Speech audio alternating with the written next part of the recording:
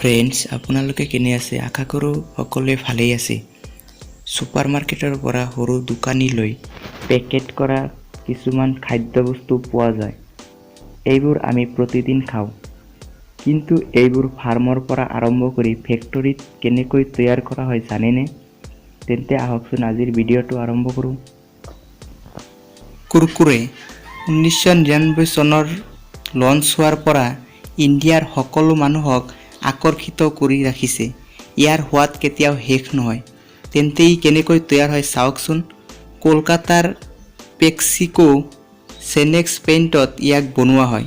ইয়াক তৈয়াৰ কৰিবলৈ কৰ্ণ মিল, গ্ৰাম মিল আৰু কুৰকুৰে স্পেচিয়েল মছলা লাগে।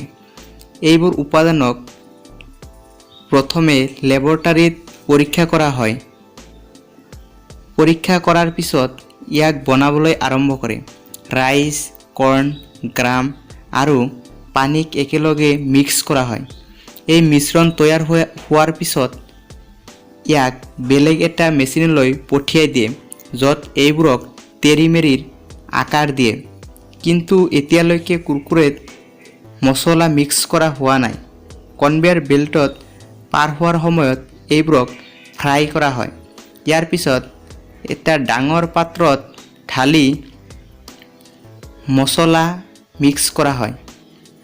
সম্পূৰ্ণৰূপে মছলা মিক্স হোৱাৰ পিছত ইয়াক পেকেট কৰা হয় আৰু মাৰ্কেটত এৰি দিয়া হয়।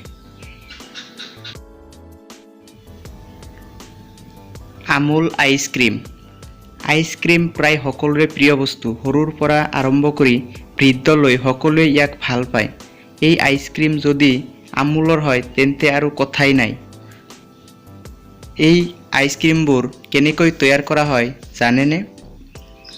ইয়াক তৈয়াৰ কৰিবলৈ প্ৰথমে ফাৰ্মৰ পৰা গৰুৰ গাখীৰ সংগ্ৰহ কৰা হয়।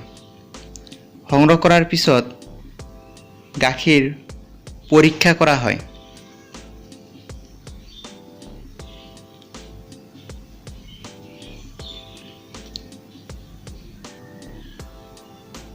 পৰীক্ষা কৰাৰ পিছত গাখীৰৰ পৰা ক্ৰীম আঁতৰোৱা হয়। এই ক্ৰীমৰ লগত চেনি আৰু লাগতিয়াল উপাদান মিহলোৱা হয়। ইয়াৰ পিছত এইবোৰক গোট মাৰিবলৈ ডাঙৰ ডাঙৰ টেংকত ৰাখি দিয়া হয়। এতিয়া আৰম্ভ হয় আইচক্ৰীম পেকিং কৰাৰ সময়। এটা মেচিনে প্লাষ্টিকৰ টপবোৰক গোল কৰি ঘূৰাই থাকে আৰু টেংকৰ পৰা দুটা নজলৰ সহায়ত ইয়াক পেক কৰা হয়। ইয়াৰ পিছত ইয়াক মাৰ্কেটলৈ এৰি দিয়া হয়।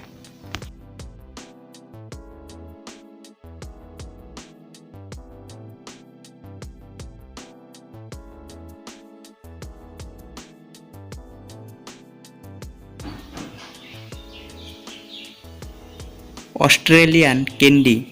ইয়াক তৈয়াৰ কৰিবলৈ চেনিক পানীৰ লগত মিহলি কৰি 160 ডিগ্ৰী চেলচিয়াছত উতলোৱা হয়। উতলোৱাৰ পিছত এইবোৰক ট্ৰেত ঢালি ৰং আৰু সোৱাদ মিহলোৱা হয়। ৰং আৰু সোৱাদ মিহলোৱাৰ পিছত ইয়াক লাহে লাহে মিহলোৱা হয়। মিহলোৱাৰ পিছত এজন ৱৰ্কাৰে এইবোৰক ৰছীৰ নিচিনা ডাঙৰ ডাঙৰ কৰি দীঘল কৰি লোৱা হয়।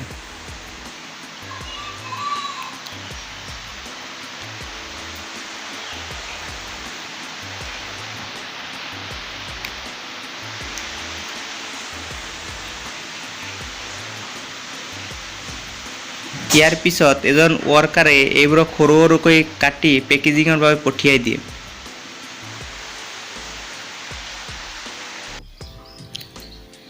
তিয়হৰ আচাৰ। তিয়হৰ আচাৰ কেতিয়াবা খাই পাইছেনে? ইয়াক কেনেকৈ তৈয়াৰ কৰা হয়? ইয়াক প্ৰথমে ফাৰ্মৰ পৰা তুলি আনি নিমখ মিহলোৱা পানীত কেইসপ্তাহমান ৰাখি দিয়া হয়। তাৰপিছত ইয়াৰ কালাৰ এনেকুৱা হয়। তিয়হৰ আচাৰ দুই ধৰণে বনোৱা হয়। সৰু সৰু পাতলকৈ কাটি, 2 নম্বৰত ডাঙৰ ডাঙৰ দীঘলকৈ কাটি লোৱাৰ পিছত এইবোৰক কাঁচৰ পাত্ৰত ভৰোৱা হয়। আৰু কনভেয়াৰ বেল্টত পঠিওৱা হয় আৰু এই পাত্ৰবোৰত এক বিশেষ ধৰণৰ পানী ভৰোৱা হয় যাৰ বাবে আচাৰ নষ্ট হৈ নাযায়।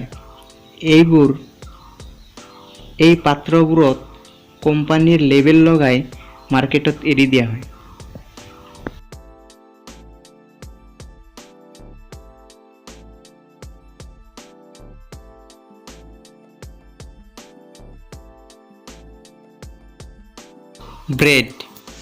ব্ৰেড কেনেকৈ তৈয়াৰ কৰে জানেনে?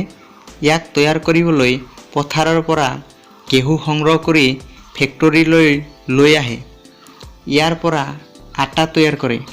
এই আটাৰ লগত ইষ্ট, চেনি, নিমখ আৰু পানী মিক্স কৰাৰ পিছত এইবোৰক ট্ৰেত উঠাই দিয়া হয়। ইয়াৰ পিছত এইবোৰক ডাঙৰ ডাঙৰ টুকুৰা কৰি এটা মেচিনত পঠিওৱা হয়, য'ত এইবোৰক ব্ৰেডৰ আকাৰ দিয়ে। এইবোৰ কনভেয়াৰ বেল্টেদি পাৰ হোৱাৰ সময়ত এইবোৰত এটা স্প্ৰে মেচিনে বাটাৰ স্প্ৰে কৰি দিয়ে।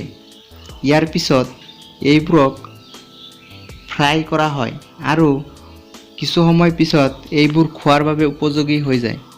ফ্ৰেণ্ডছ, আজিৰ ভিডিঅ'টো কেনে লাগিলে নিশ্চয় কমেণ্টত জনাব আৰু এনেকুৱা ধৰণৰ ভিডিঅ' পাই থাকিবলৈ এই চেনেলটো ছাবস্ক্ৰাইব কৰিবলৈ নাপাহৰিব। Thank U.